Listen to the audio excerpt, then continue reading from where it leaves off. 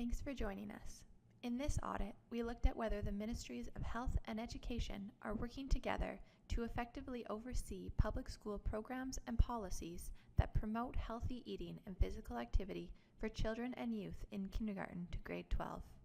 Overall, we found the ministries were not. They have worked together to develop the majority of programs and policies, but fall short on their joint work to support the implementation of those programs and policies. The greatest opportunity for shaping the future health of the people of BC is through positively influencing the health and well-being of children and youth. Schools are an ideal setting for promoting overall healthy living because they can reach almost every child in the province, and by extension, their families. Also, education in general is strongly linked to health.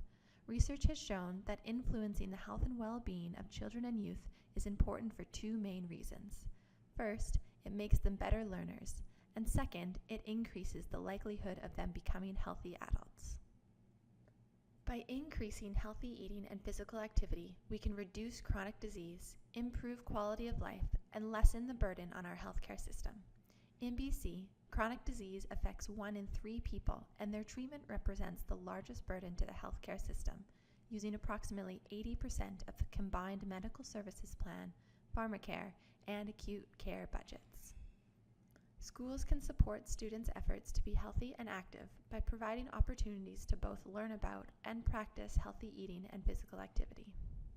This audit found that the Ministries of Health and Education have not communicated shared overarching direction to the health authorities and school districts to promote healthy eating and physical activity in public schools.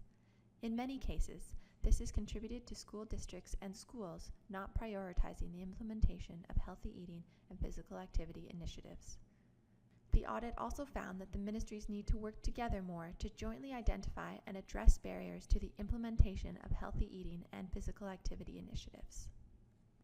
We found that the Ministry of Health wasn't monitoring most of its programs to know if they are effective. For example, it has scaled back its largest healthy eating program, the BC School Fruit and Vegetable Nutritional Program, by significantly reducing the number of servings of fruits and vegetables provided to students at school.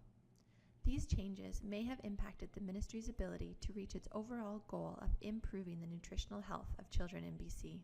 We also found that improvements were needed to the Ministry of Education's monitoring of policies that support healthy eating and physical activity. For example, the ministry needs to improve its monitoring of school meal programs. The Ministry of Education provides school districts with annual funding to support vulnerable students, and most districts use a portion of this funding to provide meal programs to these students. We found inconsistencies with how the ministry estimates the funding needed by school districts to support these vulnerable students. We learned that in some cases, school districts weren't receiving enough funding to support their school meal programs. In conclusion, the Ministries of Health and Education have come together to develop healthy eating and physical activity initiatives in public schools, but are falling short to provide enough support for the implementation of these initiatives. We made 8 recommendations in this report to improve the ministry's oversight of healthy eating and physical activity initiatives for children and youth in kindergarten to grade 12. We'd like to encourage you to read this report because it impacts so many people in British Columbia. It is available on our website at www.bcauditor.com. Thanks for joining us for our report summary.